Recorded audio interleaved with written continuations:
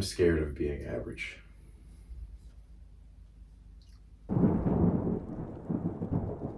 The fear is never reaching your potential. That's it. That always falling short, always quitting before you're done, always procrastinating, always not doing the right thing. And then one day you're an old man. Yep. And you look back and go, God, I could have been great. I'm going to tell a story about a young boy. And maybe you'll be able to relate to it. Maybe not. I don't know.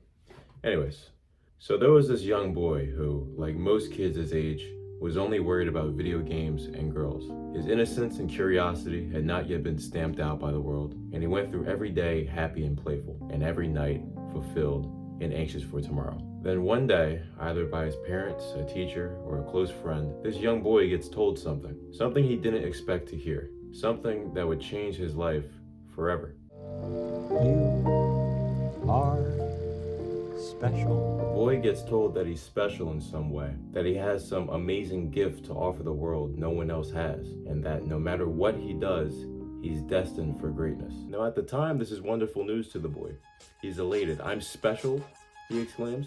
He wastes no time in telling everyone he knows this great news, and he goes through the next few days with an unmatched level of confidence. His swag is off the chart. But then something happens to the young boy. Maybe a week, a month, a year later, he comes to a painful revelation. He realizes that ever since being told these words, he's had a knot growing in his chest, a knot heavy with the weight of fear. You see, before, when he was first told he was special, his internal monologue looked something like this. "I'm special? Yes, you are." But now it's become more like this. "I'm special? Prove it." The need to prove himself starts off as just an annoying itch that he would scratch every now and again. But then, as time progressed, it became an overwhelming requirement. The need to be the best at whatever he did pervaded his every action. He became rabid with delusions of grandeur. Some 50 years pass and the young boy blossoms into an old man, leaving behind what most would call a legacy of excellence. As the old man sits on his rocking chair, he thinks back to the last time he can remember being truly content. He thinks back on becoming a master in his field. He reminisces about making his first $1 million, but that doesn't quite do it for him. "No, I've been happier before at one point," he thinks. When was it? He realizes in horror that every accolade and award he won could not compare to an innocence he seemed to have once had. You see, from the time he was told he was special till this very moment, he's felt the same compulsion, the same unrelenting drive. He always thought that he got his work ethic from his passion or from his desire to be great and to make those words that were told to him as a young boy come to fruition. But now he realizes what drove him was not hope for success. It was fear of failure. The second he was told that no matter what he did, he was destined to be great at it, was the moment that his childlike fears of monsters and the dark were replaced with the fear of falling short, not living up to the expectations placed upon him. Fear of mediocrity. I just woke up. What I need you to do is tag 3 big dick ass niggas under this tweet What the right dog here. doing? I need some more niggas to do this bust that nut challenge with. If you're wondering, I already know. If you thought it, I've been new.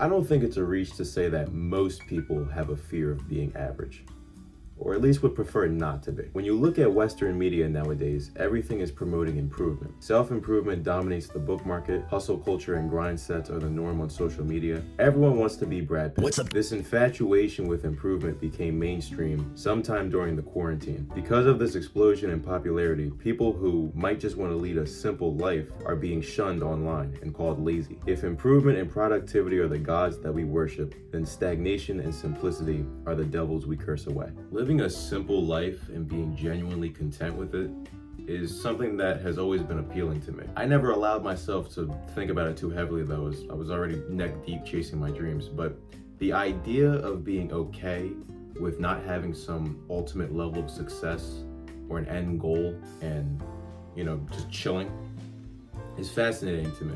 I think there's a certain nobility to that mindset. Taking your time through life without worrying about achieving some level of superstardom is such a foreign idea nowadays.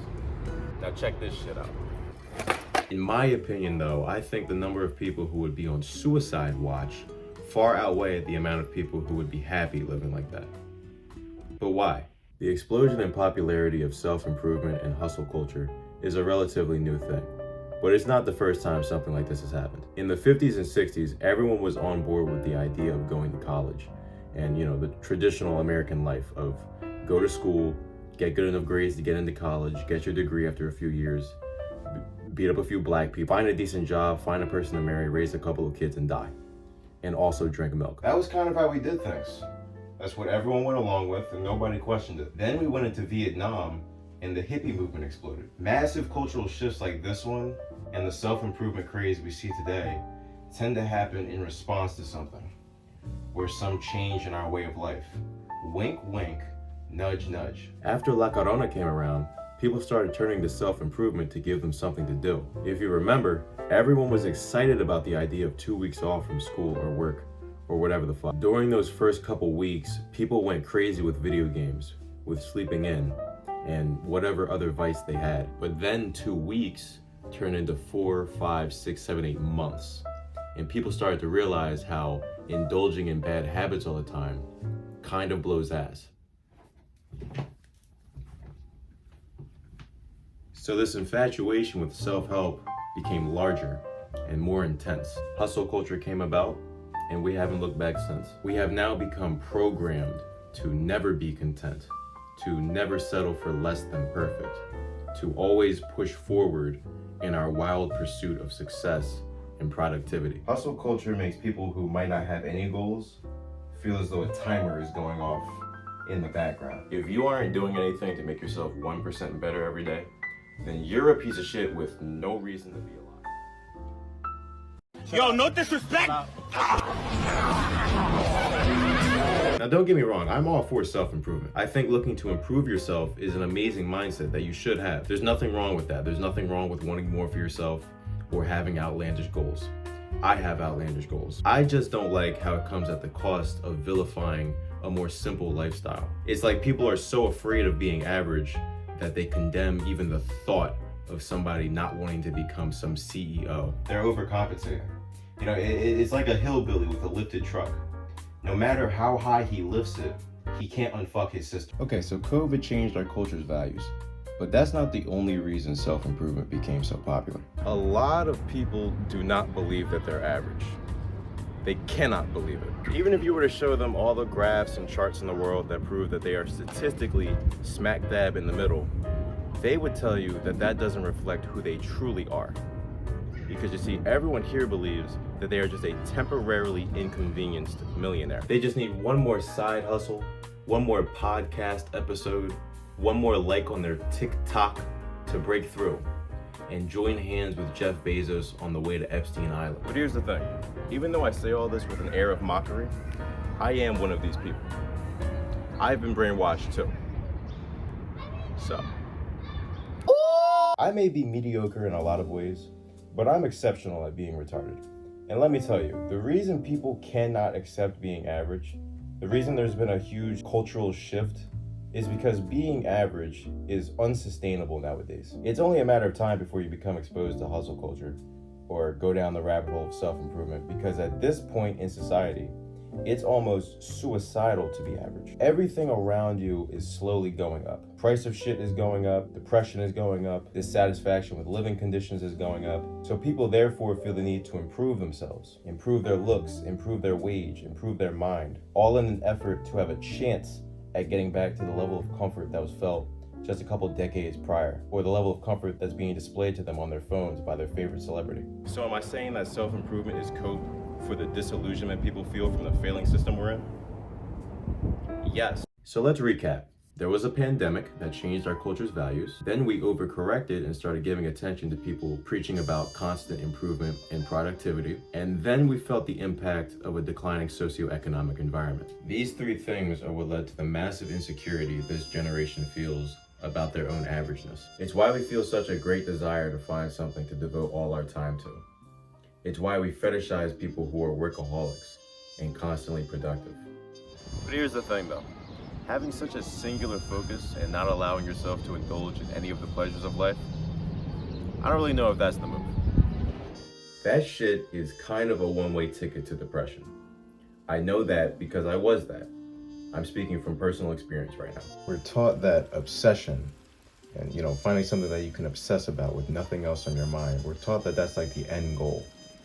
Congratulations, you found yourself. But this leads you to neglecting things that matter most in life. Relationships, personal health, being a good person. If you're always worried about this one thing and only care about this one thing, then obviously you are going to become a worse person. And it's not even your fault. You don't notice that you're doing this. You don't notice that you're pushing people away. It just kind of... Okay, fine, I'll admit it. Epstein didn't kill himself. We was on that island getting busy. You is just jealous because you don't got motion like us. Biden out. I didn't make this video to demonize people who are driven and devoted to something. Nor am I going to say that people who coast through life have it all figured out. At this point in my life, I've been both. Mostly the former though. As I get a little older, I've learned that it's okay to not know what the hell you want to do with your life. I used to think that if you didn't have that shit figured out, if you didn't have any cause or craft to devote yourself to, then that means you're just fucked. But now as I mature a bit, I've come to realize that that isn't a bad thing at all. If you went through life with no clear goal, but managed to find a person whom you love and who loves you, have a family, and instill good values into the next generation, I think you'll be remembered just as fondly as those who devoted themselves and their lives to becoming the best at something. Because life's not about finding yourself. Life's about creating yourself. Creating who you want to be. And if you go through life neglecting everyone and everything because you're chasing this one goal, I just want to ask you, what happens if you don't achieve that goal? If you're anything like I was, you probably just rolled your eyes and said that's not possible. If I don't achieve my goals, then that means I die. But really, truly look yourself in the mirror and ask, if I neglected everything in my life and left this world with my only legacy being that I was great at this one thing, is that really a good life? You're not gonna make that big nigga stick his hand up my ass as you. So what's my solution to all this? What's my solution to being scared of mediocrity? What's my solution to people feeling disillusioned or only having one thing that they care about or having nothing that they care about? What is my solution? Gratitude. Stop. Wait, don't click. I'm well aware how corny that sounds, but being grateful for what you have, for what you're able to get, or for what you don't have is the key, I think, to always staying centered. I think gratitude allows you to chase your dreams just as hard, but also be able to come home and enjoy the company of those you care about. I think gratitude makes it easier to find things you're passionate about. I think that being grateful allows you to combat any fear of failure you might have. And I think that it is crucial that you take the time to be grateful, because if you don't, you might end up like how I did. My fear of being average stems from something a little bit different than what we talked about today. And that brings us back to the story of the young boy.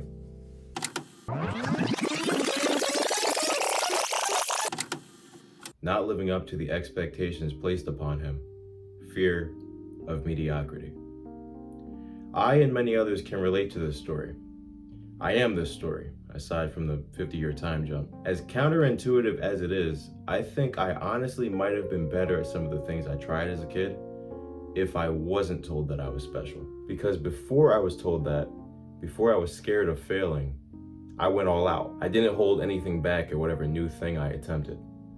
I wanted to see what my ceiling was. It was fun trying new things. But after I was told that I'm supposed to be great, after I was told that I'm special, my willingness to be bad at things plummeted. This also led me to not trying as hard at things I liked. My biggest fear was that I would try my hardest and still not be the best, thus proving that I was never special to begin with. And this mindset of the best or nothing eventually culminated into something that I still struggle with to this day. Apathy. That was my response to failure. In fact, that was my response to success as well. Apathy. Because if I were to succeed at something and go around jumping up and down and pumping my fists, then that would show that this is new to me, that I've never succeeded before. I couldn't have people thinking that. I'm supposed to be great after all. I can't imagine Einstein hitting the whoa after coming up with E equals MC squared. You have to act like you've been here before. So after every success I had in my life, I had two options. I could celebrate and allow myself to feel some sense of pride at my accomplishments, Or I could be apathetic. I chose apathy.